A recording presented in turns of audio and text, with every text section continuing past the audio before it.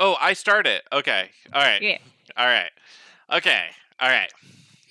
Hey there, folks. I'm Isaac, and I have 4 maybe 5 gym badges. I have gym badges, Okay, and I'm Claire, and I have a Pokemon named Jerry. and this is Make Make That that Game, where we pitch the latest the greatest new video game ideas. that aren't ever gonna get made. They're not.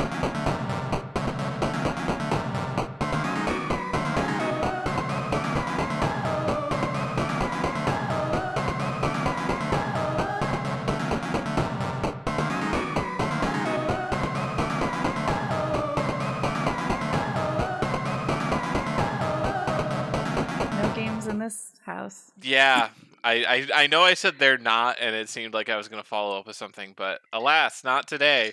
Not for you, dear listeners. So, okay, we're going to start off with a notice. I know this isn't the Beep, beep, news and beep, update. beep, beep. Beep, beep, No, beep, it's beep, not. beep, beep, beep, beep, beep. Yeah, so we are not going to be having an episode next week. So at the time that you're listening to this, and we know that you're a Tuesday listener. This is 9 a.m. Tuesday morning on the 29th. So, Or if you're listening on audio, it's 8 a.m. actually. Oh, okay. All right. Okay. 8 a.m. for audio, 9 a.m. for video. Go write it down in your calendars, listeners. But Okay. anyway. I actually didn't know that. I thought it Yeah. I thought it was synced up. So, okay. December 6th. No episode. No episode. But yeah, okay. So, hey Claire, do you have a game pitch? I do have a game pitch. Oh, good. You delayed a little bit. You paused, and I was I was being a little goofy silly. Do you but not have one? I do have one. We don't talk in between podcasts. Actually, listeners. at all. This is actually the only time we talk to each other. Exactly. This 40 minutes or so. Just walk around the house in silence all other times of the week. Anyway, so my working title is called Fakery. I like this already. Combining fake and bakery. Oh, I thought that you were going a different direction. Oh, what direction did you think I was going in? Kidding. Oh, okay. Okay. I'm pulling some of that Great British Baking Show humor. We're in a silly, goofy mood.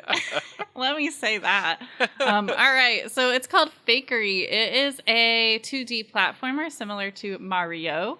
Those who know the Mario Bros. Mario Bros. Like that. Famous for their baking. They love cakes. No. It's like Mario if you were a baker, I guess. So basically, you are in a baking competition. Wow, I wonder where I got this idea. And you're a baker in a competition, but you have to collect the pastries that have escaped. And the trick to this game is that the enemies are also pastries. Okay. So they look the same. So you have to pick which ones.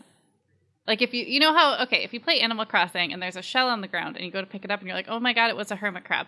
So you could go to collect a pastry and it looks like an eclair, but then it's actually a monster. So wait, hold on. This entire game is mimics?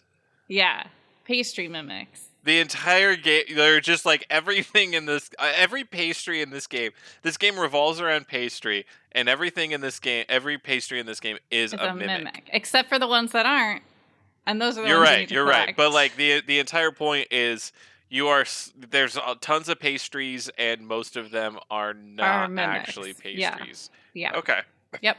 And so it's timed. So each level is like an episode or a baking challenge. So you have to get your pastries to the judging table by the end of the end of the level, and then and so if you don't, then you lose and you have to start the level over again. Each level would have interesting locations. So some would make sense, like city streets, an actual bakery, but also there'll be an underwater level because it's me. Of course. And you can't get your pastry soggy. So in order to get to the end of the level, you have to navigate raising and lowering the water and I like that. Putting the pastry in locations where it won't get wet, and then you have to throw it over a fence and then dive under and come back out. Oh, this is interesting mechanics, folks. There will also be over time you're supposed to kind of learn a little bit more about how to define like to kind of tell like, oh, is that a real pastry or not? Like maybe an eclair would never be on a windowsill, but pie would. So like if you find pie on a windowsill, it's probably real. But if you find pie like Oh. in a bush, that's probably not pie. I don't know. Okay, I like that. So I have a question. Yeah. Are Noel and Matt like little goblins that hide all the pastries? Is that what's going on here? Why are why are you collecting the Okay. pastries that you Yeah, I didn't baked? come up with the why, but you know what? I like this. I like that there's two goofy hosts who have stolen all your pastries and hid them in these levels, and now you have to collect them before judging, or you know Okay. you'll be out of the competition. I Perfect. also made a quick note because it is a 2D platformer. I was like, could I actually make this game in Mario Maker or something similar? I I don't guess know with if the Mario Maker mimics. has like mimics. Yeah, the mimics would be hard. I don't think I could actually do that. But hey, it was a thought. I should get back into Mario Maker. I never What you finished. can probably do is they have like the question mark blocks that things can come out of. And I don't know if this is like a feature of it, but like you could just have all the blocks and like either a power up or an Oh, enemy could come out, and that could be like yeah. the pastry The mechanic. pastries. Yeah, I'd have to look into it. But anyway, I was like putting a little note because I'm like, I should use Mario Maker more. It's really Yeah. fun. Design those game levels. That's what we do here. So that's my game. That's fakery. Wow. I like it. Thank you. I like it. At first, I was a little scared. I was like, everything is a mimic. It's a mimic the game, which is like everybody hates mimics. I think But people love to hate mimics. I don't think they really hate okay, mimics. interesting. Yeah. That'll be a poll idea. Let me Oh mark yeah, clip. jot that down. Um, yeah, so that was my game. Isaac, do you have a game to pitch to me? I do. So, one of the comments on one of our videos on our channel, I got very specific with that one, requested horror game idea. Ooh. And we love our listeners, we love our fans, we love our interactions, our engagement. So, I came up with a horror game. The working title, this has a typo in it, but I'm going to share. It says flesh from blown, Mm-hmm. but it's supposed to be flesh from bone. And Okay. so it's Blone, and that's pretty fun. I should come up with a game idea for that. But I don't know if you should, but I don't know if I want to play that game. But all right, let's hear it. so Flesh from Bone is a horror game about a plague of locusts that descend upon this town, city area, and they are meat eaters. They strip the fresh flesh from the bone, is where the title comes from. So you're caught in this like weird infestation, and you have to escape from where like this locust swarm is. Pretty generic horror game setup. Like you're in a town, something happens to the town, you have to get out of the town. Okay. Um, Locust swarms. Here's the unique stuff, because it's a locust swarm. So you're gonna be walking around, and the locusts aren't going to be like ever present. Like they're not going to be like an enemy that you can shoot or anything. It's just every once in a while there will be like a loud droning sound, and that signals that you have to hide in some place that doesn't have like a fairly sealed up Mm. place. And because Mm-hmm. locust swarms are a bunch of individual entities, they could sort of act like a liquid Okay. and like get into some like if you so you have to be constantly scanning your environment for like safe looking places, because if you go into a house that might be, fine, but you didn't notice that the window was broken, or you didn't notice that it had a chimney or something, and the locust swarm will get into like will come through the broken window, eat you alive. It'll come down the chimney. Maybe you have to hide like specifically in a pantry or something inside the house, or you have to find a completely different house. And because it's like a liquid, like there's always going to be some small amount of locusts that will find you no matter where you are. But 5 locusts, you can just swat them, and your character will get annoyed.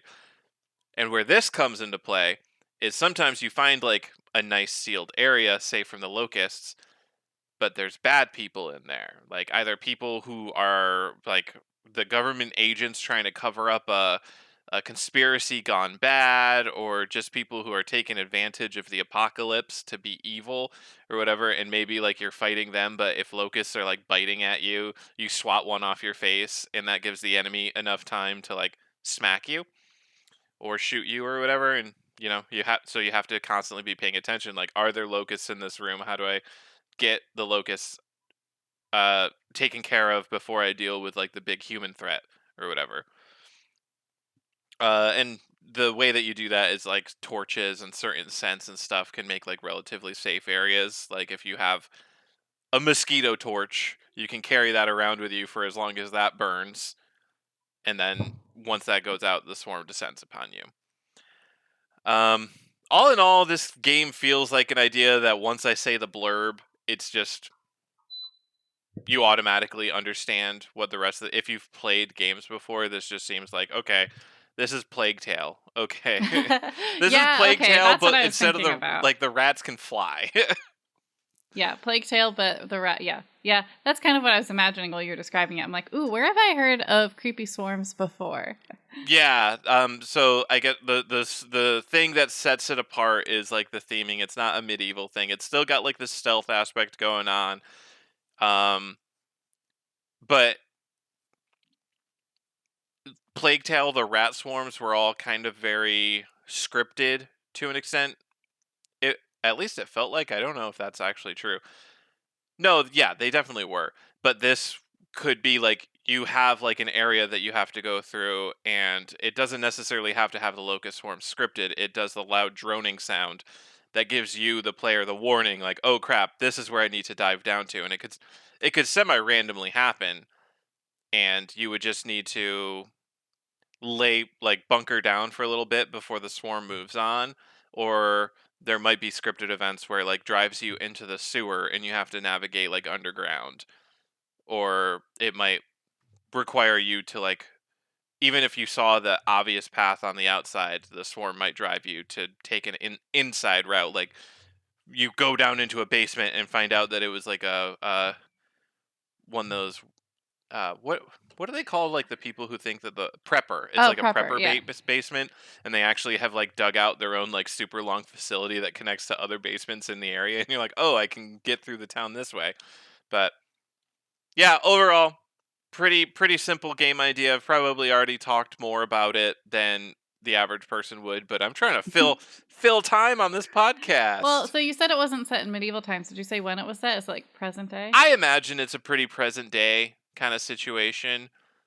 It reminds me a lot Um, of Warrior Nun. Yes. Okay. In fact, this is now Warrior Nun, the game. Okay. Even though locusts did not really eat people No, in that. Anyway, spoiler alert for Warrior Nun. There's locusts, and they don't I don't eat think people. that's not like a huge spoiler, really. No, you No, you it might hear the even be show more of a Warrior more of Nun. a teaser. Like, actually, everyone should get. True. Everyone needs to start watching Warrior Nun right now, or we might not get a third season. So, like, We, please watch Warrior Nun. we need the third season, people. Even if you just start in season 2, great. Like, Let's go. yeah. All right. Awesome. Well, that seems like it'd be kind of a pretty creepy game. Are you gonna see like fleshless bodies like all over the Oh, place? yeah, you're gonna see Yeah. people getting flesh stripped from their bone, Great. otherwise known as their blown. Yep. Yeah. Perfect game. Perfect game. All right. Beautiful. Beautiful. Well, we're actually going to. I don't really know if this is going to even be a honk and bonk, but instead We're of doing some. asking a question, I guess the question we're going to ask is we're gonna say the topic is Pokemon, and the question is why. did Pokemon do it this time? Did Why? did did the new game do it? Um. Okay. Yeah. So this segment, we're just gonna rant about Pokemon, I think. Yeah, well, the game design elements of Pokemon Yes. specifically. We are a Right? game design podcast, not a review podcast. This is not going to be a review. We won't tell you whether to play it or not. All right. So we again do not communicate outside of this podcast. We are in Never. utter silence at all times. So we did not like come up with like mini segments or anything. We I'm going to should have. start off with my first observation game design Okay. breakdown. The game presents itself, it says to you, you can go anywhere you want. Yeah. And it says, here's 2 options that you can go to. And then if you go to anywhere but those 2 options, the game design says, oh, you've actually made a mistake. You should have gone to one of those 2 places I told you to. And the way that it does this, so the game says, go anywhere you want. Then if you every area has set levels that it's at, and you need to be certain levels just to achieve it. So my journey is I go do the first gym that they tell you to. I follow the script. I do what they want me to. Then I go find there's these enemies called the Titans. They're big Pokemon. Mm-hmm. I fight one of them. It's easy. I'm like, okay, I can go wherever, do whatever I want. So I go to the next closest Titan. Just it's super easy to get to from the one that I was at. It's like basically within line of sight, like because I'm on top of a mountain. I look down, I see a desert. Oh, there's a Titan down there. I go to that Titan, and it doesn't tell me what level it is. Mm-hmm. Mm-hmm. And then it just whoops my butt, and it's I don't think the Titans have levels. I'm going to be honest. I don't think they do. Internally they have levels. They just don't show it to you. Right. But yeah, the game in that moment said, remember how I said that you can go anywhere? I was not designed to let you go anywhere. Yeah, so I'll just, like, for game design and, like, how this kind of works, a good example, what do you think I'm going to say? It's Link's Awakening. So Link's Awakening does this in a way where, like, the world is almost pseudo-open, where you can walk around pretty much to quote-unquote wherever you want. However, you won't have the skills needed to make it to places where you're not supposed to be yet. So, like, an early example is before you get a sword, you can't cut down bushes. So anywhere where there's bushes, like, in the way of you moving to a new location, you can't go there, right? So it's like once you get the sword, then you can progress to the new area, which, like, the game has decided you're probably, if you got the sword, like, you've done enough to do the things that are in this area, so you're not frustrated. Like, it still might be challenging, but you have the skills needed. In Pokemon, the example would be having the Pokemon that are, like, the high enough level to do that, and trained enough and whatever. Yes. So then the other way to do this would be, and what I kind of assumed happened, because I don't know what's going on. I'm playing in French. I have no idea what's going on. And so I didn't know what the first 2 places you're supposed to go to were. And so I just went to 2 random places, and I just got really lucky that they were fine for me. But they weren't the easiest ones, because I did the easiest gym after, and I was like, oh yeah, that was, like, so easy. But yeah. But what I thought it was doing, because the first 2 things I did were easy, was that no matter where you went, it would alter the level of that challenge, right? Yes. Would be the other way to do that. So doing it this way, where where you can go anywhere, but you're not equipped to be anywhere, is kind of an issue as far as, like, playability. So a way they could do that, like, you get to level up your Vroom Vroom machine, which is a Pokemon that you ride. Yep, your Vroom Vroom machine. Yep. And, it could be like, oh, well, now that you get jump first, and then now you can jump up the cliffs, and then you can do the cliff one, and then you get water, and then you can do the water. Like, that's how you would do that, in my opinion, to make it make sense. Which is, like, in a way, that's what Arceus did. So Arceus... Yeah, Arceus did that, yeah. So it locked you off from certain areas. Like, it wasn't an open world in that you could go, like, just leave the village and walk to wherever you wanted. You went to a zone, and then inside that zone you would unlock a mount, and then when you rode that mount, like, that would allow you to get different areas, and then you could go to previous zones, and that the new mounts might unlock new areas. So classic way to design this kind of open world. Like, it's not open world in Arceus, it's open zone in that sense. Like, if there's rivers, you can't cross the rivers until you get the swimming mount. Makes perfect sense. The fact that they have these, like, mount upgrades that basically do the same things, like, one is jump higher, one is boost. Boost is just a generic one. I wouldn't expect that one to, like, unlock new areas, but, like, jump higher, I would expect them to have high cliffs that you can only get to the top of with the high jump boost, and, like, that's how they seal off the high level area. Like, I mean, that's true. Like, they do have that. Oh, I don't know. I haven't found any. Yeah, except you cheat up it. That's why. No, I've only done that, like, one time, and that was because I was lazy and I didn't want to walk around it. Yeah, I mean, that's kind of why. Like, I the would say path that up was literally in line of sight to me, and I was like, you know what? I can, like, semi-land halfway up, so I'm just this is gonna do the actually backwards jump. a good segue to one of my, I guess, bonks is the way the map is designed. I don't Oh, know, maybe I'm just being a lazy butt, but like the fact that like when I look at the map, I can't really tell what's a road and exactly like I can tell there's mountains, but I can't tell how tall they are. So like I'll make a destination and then I'll try to go there and it will literally be just like mountains for days. And I oh, don't know how yeah. to get like I just feel lost 90% of the time in this game. So, I'm gonna say a different thing about the map design that I hate. So there's actually two things about the map that I hate. This is an open world game where you're kind of, I would assume that since you're setting your own goals, you would be referring to the map a lot, and the map also I tells am you like referring to the what map a lot. Pokemon might be found in the area. So there is no button to just open up the map. You have Yes, to open there up. is. There Why? is? You just press Y.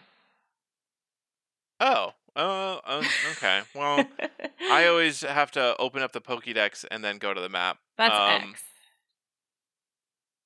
X is the No, I Pokédex. do the minus button. So, Oh yeah, no. Just hit Y and it goes right to the map. okay. All right, children's game. You win this round. Okay, so all right, that is an invalid Wow, balk. you've That's played more that's hours not than I bad have, design. and you're not even. Wow, that's I have been trying wow. cuz I pressed all the D-pad buttons. Okay. So apparently it's why, folks. You learn something new every day. I looked for it, I swear. I'm so Okay. sorry. Okay, so you can open up the map easily, but the fact that the map is always oriented, so like up is where your character is facing, and I couldn't find a setting to change that to be like a normal map. So like every time I look at the map, because I can't transpose things in my mind, it's a new map. I can't just look at it and be like, oh yes, I was traveling east, and now look at it's it's bad for me. I just want Yeah. to open up the map. North always Well, be up, even as someone who can transpose things in their mind, it's challenging. You know, like right? and especially because we're still early in the game, kind of. You know, like we've played a lot, but not like we haven't. You know, we're still playing. So I don't know the area. Like I haven't gotten used to it. And because the No. map turns all the time, I have to look at it constantly. Like I have no Yeah. idea where I am in relation to anything else. One time I thought I literally was going back to the school and I was on the other side of the map. Yeah, So and it's tough. it shouldn't be this hard to orient it. And I've never seen a map system where the map changed orientation like that. I've seen, I think, mini maps. So it's always on the screen. It's always up Mm-hmm. in the corner, Yeah. and it faces like to match your character's facing. But then you go to the actual map, and it's always the same orientation. I don't know who asked for this feature. I don't know who designed this feature. I don't know who decided. Yes, the map will orient itself to face the same way as the player when you open it up. No, stop. Um, I'm actually gonna dive back, take a step back, because I Okay. did want to say one thing Oh, sorry. I about just a got. design feature. So if you are going to have an open world game that doesn't scale to, you know, your character's skills or abilities, your player's skills and abilities, I don't think that it should have situations that you cannot escape from. So, going back to my example, I fight one Titan Pokemon. I go down to the desert at the bottom of the mountain where the next Titan Pokemon is. I go to fight it, realize I'm severely outclassed. I cannot escape. The only option for me to leave now that I've realized, because it doesn't indicate to me at all that this is an extremely high level Pokemon compared to my Pokemon party. It doesn't tell me, way beyond your power. You will not be able to handle this. I don't get a phone call that says, "Hey, maybe you should turn around." No, it's the same phone call that you always get when you enter a Titan area, and it says, "There's the Titan up ahead. Go battle it." So I engage in battle. I do a super effective type move that does a tiny sliver of damage, and then it one hit KOs me from full health with a not very effective move. And I go, oh, I've made a mistake. There's no option to flee. I cannot escape from this battle. The only option I have is to watch my entire party one by one get absolutely destroyed by this mega Pokemon, and then it sends me back to the closest Pokemon Center, and they heal me up, and they go, "Oh shucks, you maybe shouldn't have done that." But if you're gonna have like these kinds of obstacles, let me get away from them when I realize that I've accidentally stepped in over my head. I disagree. Like, I mean, that's obviously it's true. It's a truth, but I don't Mhm. mind that. I think that's fine. Okay. So, um, with me, it happened in the case of the Titan that I'm talking about, Right. the Quake Titan. And then it happened again to me. I was in an area that was filled with certain types of Pokemon that were like level 25, and I have like a level 30 party. I cross a bridge, it's got the same types of Pokemon. I talk to a trainer that's immediately across the bridge, and I start fighting them, and they send out like a level 55 Pokemon. And you can't run from trainers. And so I tried like that. I was like, okay, I actually think that I stand a chance. Hmm. And I was like, okay, this is something that I could possibly do. This is the underdog situation. I know type matchups. I could maybe pull this off. But I got to a point where I had one Pokemon left. I had like one revive left, and I was like, oh, I am not yet done with this battle. I have one more move, and it won't finish the battle even if I get a critical hit. So I just let them take me down and beat me. And okay, that's fine. It was a little frustrating, but it was also like a challenge. It was like, okay, I can do this. Whereas with the Titan Pokemon, it so outclassed me. It outsped everything that I had, so it always had the first attack. It always one shot my Pokemon, whether it was an not very effective, a super effective, or a normal effective move. And any attack that I did get through, like using the priority attacks that are guaranteed to go first, like Aqua Jet, did such a tiny sliver of damage that it would have taken me 200 hits to kill it. Yeah. I mean, it just doesn't bother me, but Oh yeah, because it's fast, it's a quick death, and I don't know, like deaths don't really do anything to you in this game, so like it doesn't really. that's okay. So that's a honk, I guess. Little consequence for dying compensates for the fact that they have poorly designed the open world, in my opinion. That's a bonk. Open world, they've done it in a weird, bad way, but to compensate, honk, they have designed it so that death is meaningless. I think I have more positive things to say. Okay, well, hey, it's your turn to take the stand. It is my first time playing a mainline Pokemon game, and I do like it better than Arceus, honestly. Um, and I'm trying to think of even like specific reasons why. I'm sure they're out there, but The one of story, I think you like the story feels more coherent. well, it's easier not to get bored. I think Arceus was so repetitive that I was just Mm, like, okay, I'm done. okay. There's like three big tasks going on here. Arceus was literally just like the same thing over and over again. Fair. And it was set up in literally a way where it was like catch the same Pokemon 25 times. Oh yeah, like I could not. What's the one called that was like find a tall? Oh, find the tall Buizel. Yeah, the tall weasel quest from Arceus. If you know, you know. I mean, I did not want to catch a weasel in this game. I was like, I can't look at them anymore. I don't want to do it. I can't do it. So this game is engaging to me more. But one of my biggest honks is I really like the mini games you have to play before you do a gym. Is this like a thing that Pokemon does all the time, or is this new? Because I really like it. No, no. This is a new thing.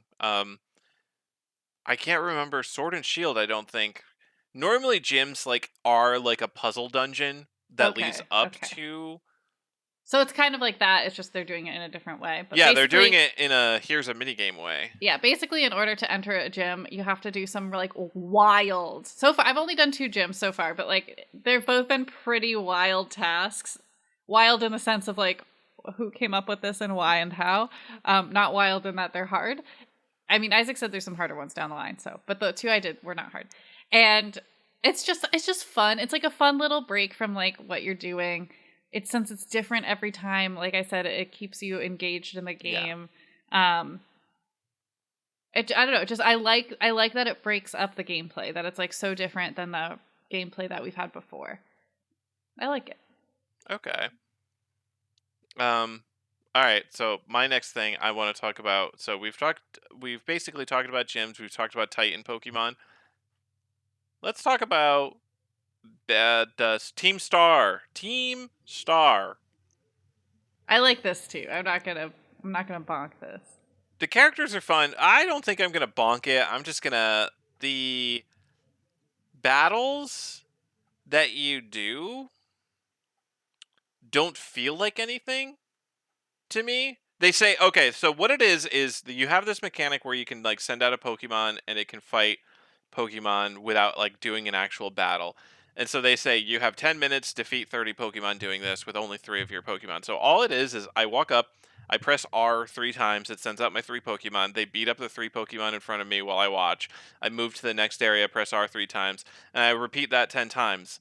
And I do it in a minute and 30 seconds every time. My Pokemon have taken no damage, and then I get to fight the team boss. And I'm like, I think it's fun. I what did like I it. just do? I like it. It feels like a mini game to me. I really like it. I mean, I won't deny that it's a mini game, but it just doesn't feel like anything. I don't know. It felt like something when I did it. Okay, It so was different fun. strokes for different folks. It was fun to watch my Pokemon just destroy other Pokemon. I was like, good job. Okay, I guess that is like pretty fun, but I don't know. I'm just How like would you? watching a cutscene at What that would you point. prefer to make it better? How could they make it feel like something? What would be a Um, design element to make it feel better? so because they have this entire base, Yeah. what I would do is all right. So this is basically like the script doctor section. But all right, so what I would do, they have this whole base, so I would have like different areas within the base that have I don't know, some level of importance. So like Importance. the supply depot, the cafeteria, um and then something themed for the base. And what you would do is you would run in, you would throw out some of your Pokemon to like hold off like these massive waves of Pokemon, but at the same time you'd be doing like a battle against like a room keeper or something. Mhm. So to use the cafeteria as an example, you'd run up to the cafeteria. There'd be waves and waves of like let's say it's the fire type area. There'd be like tons of Charmander, and then you'd throw out your Pokemon to hold off the Charmander. They would have like a battle happening in the background, just like it's happening right now. But then you'd have to beat like the master of the cafeteria in like a triple battle. So the other 3 Pokemon in your party, you'd send out all at the same time against that guy. You beat him, it like destroys, you've conquered the cafeteria, and once you've conquered the base, that's when the boss comes out. And that would just feel like a little more going on than I am watching my Pokemon just want to walk around and like they're not even doing cool moves or anything. They just walk up to each other and then it's like, "Oh, your Pokemon won." For me, I think that would be too much. That would be so much. I would not want to play. I wouldn't want to do those. It would be too Really? much. Yeah. Because Interesting. you'd have to do multiple. Because okay, that means that you're doing, like you said, like there'd be like at least 3 main locations where you have to do an actual Pokemon battle, and then you have to do another battle with the main guy. No. So in my head, I'm thinking, oh, that's just how normal like gyms used to work, because that's how it would work. Like you would like the very first gym, for example, was a straight in the original Pokemon was a straight path up to the gym leader, but there was 2 trainers in front of you. So you would battle one trainer, you'd battle the second trainer, then you'd battle the gym leader. Yeah. That's Battling the Pokemon zones. battling. This is like a bonk for Pokemon overall. This is why I didn't end up getting into it, I think, yet, is I think Pokemon battling is my least favorite mechanic in the game. And I Is it do because it. you don't have the patience to level them all up? No, the only reason I battle is to level them up because I need them to be leveled up. I know. I'm But I making a know. funny off of Yes. TikTok. I'm I know riffing you're off of making a funny TikTok off of people. TikTok. No, it's because I think it's boring for the most part. Not every battle's That's boring, but fair. once you Not have like your into that. team, you're pretty much just using the same 2 moves with each Pokemon that work really well, and then that's it. Yeah. Yeah. It's I not, mean, That's been a valid criticism of Pokemon for a very long time, and like from the earliest days of Pokemon, people have legitimately taken their starter and just used that in every single battle, ignored the rest of their Pokemon. Like it's a playstyle that has Speedrun. existed. You get to the end of the game, you have a level 70 Charizard or Blastoise or whatever, and none of your other Pokemon ever do anything for you. It Yeah. feels like a speed run, but like that's what people have. When I first encountered a classmate at like 8 years old who had done that, I remember being like, what are you doing? There was a published book that was like basically a let's play of Pokemon, but published as a book where they did that. And we owned that book. And Wow. they were talking about like, oh, I had my level 70 Charizard versus level 30 things, and I would only use potions after the battle. Mystifying to me. But yeah, Yeah. It's people definitely do not that. my play style, but it's just the fact that you can. Yeah, sweeping is super easy. Could the mini games and the weird Team Star battle be them trying to correct this? Like they're trying to add variation to how the whole battling system is done. It might not have landed, but for everyone, but like it's kind of seems like what they're doing is they're like removing some of the like unnecessary battling to get you to like do different things. Yeah. Yeah, I could see that. So I will say 2 of the gym challenges that I did necessitate battling. No, well, actually, one of mine did too, but not a lot. So actually, here's another thing to talk about. The trainers, you don't lock eye contact and they force you to battle. Every trainer battle is like optional. You have to initiate it. Oh yeah, You have to walk up and be like, "Hello, let us battle." yeah, In previous Pokemon games, it was always if you crossed eyes with them, if they saw you, they would little exclamation point. They'd walk over to you and they'd say, "We locked eyes. You yeah. have to battle." And I've seen people be frustrated by that fact, like if because you try to like avoid them at all costs while you play the game, like when I watch speed runs of different Pokemon games, it's really funny. That's a fun thing about speedruns. Like, oh, we got a spinner coming up. We got to time this correctly. Or, oh, we've got to do some RNG manip. You won't have any of that in the upcing speedrun. I The upcoming really speedrun is just going to be about jank. want to see this. Wait, are they doing it? They're not doing it for AGDQ, right? I haven't seen one posted, but the last schedule that they posted was pre-Pokemon, and Right. Well, yeah. I mean, they um, changed the schedule, but I don't know. yeah, I don't know. It might I'm be too hoping to soon. see it. I think we'll definitely see it. I don't know if it'll be this in January, if it'll be in the summer. Okay, But yeah, my guess is by summer we'll for sure have one. for sure, For sure. I for can't wait. sure. I cannot wait for that. Yeah. I do think we should probably wrap up this section. So Okay, if let's anyone just has talk any about last thoughts, terastilizing. let's talk about terastilizing, and then because that's the newest game design Yes. element of Pokemon. It feels like a whole lot of nothing to me. It Same. I don't use it. My opponent. There was a gym leader who was like, "Oh, I'm gonna terastilize my Pokemon," and then I just didn't terastilize mine and just one shot his, and he was like, "Ah, you got me." Basically, you like crystallize your Pokemon, and each Pokemon has a different terastillized type. Most types that you'll like catch in the wild will be a type that the Pokemon already is. So if you have like a flying bug Pokemon, it's gonna probably terastillize to either bug or flying. And then whatever its terastillized type is, when you do use that power, then say it's bug, then the bug attacks will be stronger in the form when you're in that Yes. form. Now, and then the gimmick is like, oh, but you could have like a Pokemon that doesn't have, like maybe it's flying bug, but it terastillizes to fire. Wow. But that only works if you have fire moves, right? It only works if you have fire moves, because the only thing that terastillizing does is it changes your type to exclusively be your Terra type. So if you're a flying bug, you become fire type. And then it gives you an extra boost to your Terra type moves. So if, again, using the flying bug example, Yeah. you are flying bug, you terastillize, you become fire type, and your fire type attacks get an increased boost over But what if you they would don't get have any normally. fire type attacks, then you're SOL.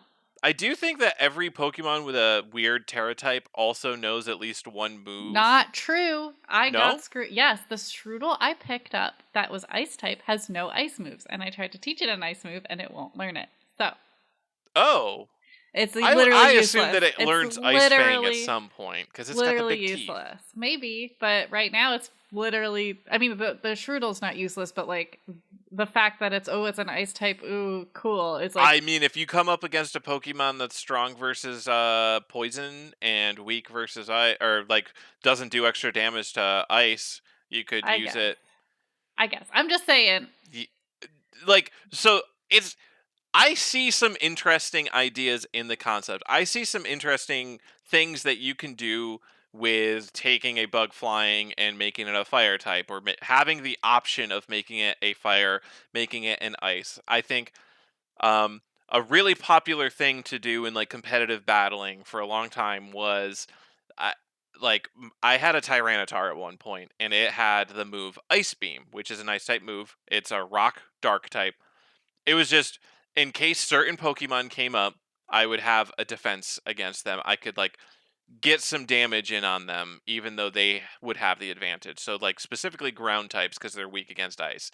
If a ground type came in, I would use Ice Beam, and it would do a ton of unexpected damage because the enemy player would never expect Tyranitar to have Ice Beam.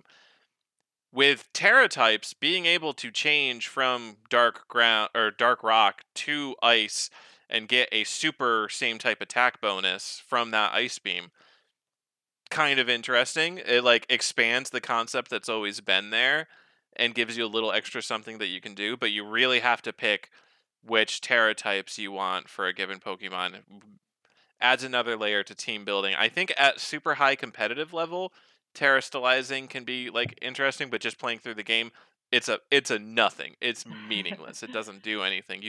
You sweep like you've always swept. You're just like, okay, normal type gym, here's my fighting type Pokemon. Close combat, 3 times, gym's over, moving on. No terastilizing involved at all. I will let's leave on a positive note that Okay. they look very cool. They do look cool. They get all shiny, glittery, icy, and they get big hats. They And get a everybody little loves hat. hats. Everybody loves It's hats. a good thing. All right. Well, that's our basically honk and bonk, our revised honk and bonk, a little bit more of a rant of Pokemon. Yeah, but hey, Pokemon design. I feel like we broke down. I feel like any naysayers who said we reviewed too much, Yes, any naysayers out there, there's more not than calling one. anyone out specifically. Oh boy. All right. All right. We're going to move on to the rapid fire round. That's where we generate 3 random words. We have 5 minutes to make a game out of those 3 words. That's pretty much how it goes. Isaac, are you ready with the timer? I'm not. Okay, I am ready. Are you ready for me to start it? Yes, I am. All right, 3, 2, 1, start. Encourage. Serve. Dressing. Encourage serve or surf? Serve like a serving Serve. platter. I'm serving you. Serve. Yeah. Encourage serve Dressing. dressing. Mm-hmm, mm-hmm, mm-hmm. Okay. I'm out. I'm trying. You no, okay. So like salad dressing? Is that where we're I going? no, well, No. I'm thinking of you taking serving and dressing, combining them. There is a butler involved here. Okay. All right. The Yep. butler is encouraging. Are you the butler encouraging your boss? I'm going to use boss instead of master because that sounds better. I think that's how they say it these days because Oh, butlers is do it? still I exist. actually didn't know because the common picture of butler is like, yes, Master Bruce. Master no, Wayne, I think whatever. there are butlers these days, and I don't think they call any. I don't know. Okay, good. If you're All right. a butler, let us know. Yeah, write us in, butlers. All right, so butler. You are I think you play as a encouraging. butler, and you have to pick the most encouraging phrases. I love this mechanic. I go back to it all the time. You have a choice. You have to pick the most encouraging phrases for like your client, basically. Okay. And the more encouraging you are, the better they do, and the more money you get. And eventually, So you get your own butler. That's the whole thing. you're effectively cheering on your client as they perform something. So let's make it funny. Let's make it ridiculous. This butler cheers on their client who does water horse polo. I feel like it could just be a bunch of different activities, right? Oh, a bunch of different activities. Okay. I like Okay, polos, so yeah. game mechanic wise, how do you know what's going to be an encouraging phrase for your client? You don't. You have to learn by trial and error. By trial and error. Oh, okay. So like you'll say something and they'll be like, "I hate when you talk about my hair," and then you'll never compliment their hair again. Okay. Is there any way, because trial and error can be a frustrating experience for players? Is there any starter info that you get? Like, oh, do you get like a dossier? I mean, we're making this game together, so you can make that right now. You don't have Okay, to ask well, me. I'm trying to make it together. I don't want to just say you get a dossier, you know? All right, so you get a dossier. So, okay, you are a traveling butler who gets a bunch of different clients Yes. who do a bunch of Here we different are. Here we things. are. We got it. You start with a dossier, and that gives some basic information, but as all good games of this type, like you can stick to the script and just do what the dossier says, like Mhm. word for word. Or you can try to go off of it a little bit based on, like, let's say you get a dossier, you have one conversation with your client, and then they go to do the thing. And then based on that conversation, it might give you a little hint that, hey, maybe this client would be even more encouraged if you go a little off the dossier, you take the risk and potentially get a bigger payoff, which is more story beats. And like the secret ending is based on you hitting these extra levels of encouragement. So I'm thinking that this feels very like Valhalla, like coffee talk style. Yeah. Like, yes, they asked for this kind of drink, but you can make a different drink because you know them so well, sort of thing. So that's my thoughts. I think it's For called "Hold On to Your Butler." Hold on to hold your on to your butler, butler. and with 1 minute and 3 seconds left on the clock, hold on to your butler. That is a fully designed, randomly generated game, folks. All right. Are you ready for our next 3 words? Yes. 3, 2, 1, start. Oh boy. I don't know. I might have to redo these, but let's Love read it, them. folks. Let's just hear them. Let's just hear them. So I'll tell you why at the end. Fame, Fame, conference, conference. and this last word is the issue. Do, D-O, do. We've never gotten like a verb that's like to be, to do, do. I don't know if we can use that word. No, that's actually that's a gimme because every game involves doing things. So like we don't Okay, all even right. we just have two words. We are unleashed from the third one. We can do whatever. There is no third word effectively. All right, all right. Yeah. So conference, and what was the first one? Fame. Fame conference. Fame. Okay, conference tycoon. Yes, I love it. That's You it. have We to don't need to do anything else. Yeah. You just design a conference to get as famous as possible. Yeah. Get people in. Famous You people, design the yeah. booths and the advertisements and everything. It's No, I love a tycoon game. I know boom. exactly what it is. Like you say it, and I know It's called Conference Tycoon. It's called Conference Tycoon. Or no, No. Tycon. Tycoon. Because it's Tycoon Con. Yes, I know. It's All right. amazing. I love 3 it. 3 minutes and 37 seconds left. Time, Tycon. I want to play that game. All right, are you ready for our final 3? So the new iOS update Oh, okay. We're not has ready. made Go this ahead. actually harder than it needs to be. No. But I am ready now. So Okay, all right. 3, 2, 1, go. Rational. Okay. Location. Okay. Flu. Flu? Flu, like the sickness. Flu. Rational location flu.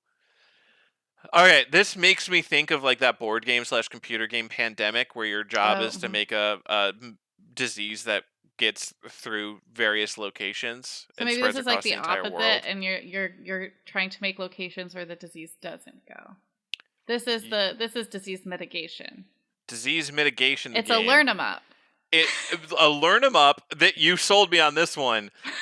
Is this appropriate for anything past the year 2022 I or think it's 2020? extra appropriate to create a game that teaches people how to not get sick. That sounds fine to me. I think Pandemic might be considered inappropriate for this year of our Lord. That's 2020. right. Trying to spread a plague across the world? Right. No thanks. What So about this trying is to about mitigate? preventing. Yeah, it's Okay. prevention and mitigation and the game. And I think I've played a pretty similar game, like in high school or something. Ooh. Learn them up. So Learn them up. yeah, like a legitimate learn 'em up.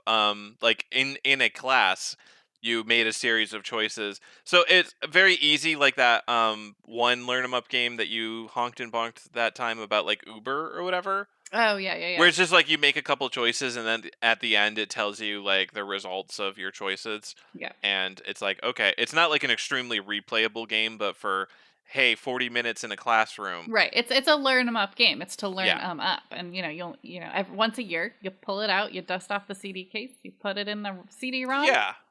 Hit it as part of the curriculum. So like the options are it just presents a scenario like people are starting to get sick. One of the symptoms is coughing. Do you make a public announcement? Do you, as head of the CDC or whatever, make a public announcement? Please start washing your hands. Please start wearing masks. Um, do continue your lives as normal. There's nothing to worry about. Or like Yeah. option D, A and B, and then the kid goes, I don't know, do nothing. It doesn't seem serious yet.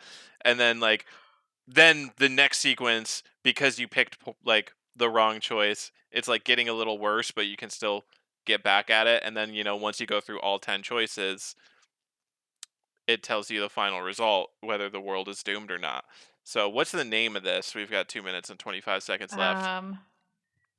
Well, obviously, Learn 'em Up Kids. Is it Right. Learn 'em Up Kids : Pandemic Edition? No, it's got to be a little more jazzy than that. You're right. Learn 'em up kids. Fight the flu. Okay, Learn 'em Up Kids Fight the Flu. Time 2:06. 2 minutes and 6 seconds left. Nice. Learn 'em Up Kids Fight the Flu, the edutainment game for kids. Beautiful, beautiful. Well, that is the end of our show. Thank you all for listening. You can find us on social media. We are on Instagram, TikTok, Facebook, and Twitter while it lasts at Make That Game Pod. I will not stop making that joke until we know if Twitter is even going to be here. That's the problem. It's going to last forever now. No. It's not. It's not. Comment below how long you think Twitter will last. Ooh, we can put money on it. No, we're not a... No. That was a joke. That was a funny. All right. We also have our YouTube channel at Make That Game. You can find us youtube.com/@MakeThatGame. The @ symbol, Make That Game, not the word. And please subscribe to us there. That's really helpful for us. You can also leave us a review on iTunes. And you can email us, makethatgamepodcast@gmail.com, if you have any ideas about games or if you want us to review a game. If you want us to talk about the design specifically about a game, then we'll do that. Yes, we don't do reviews. If you want to, if you have words that you want us to make a game about, etc., etc., etc. And if you heard a game today that you think should exist in this world, we encourage you to get out there and make that game.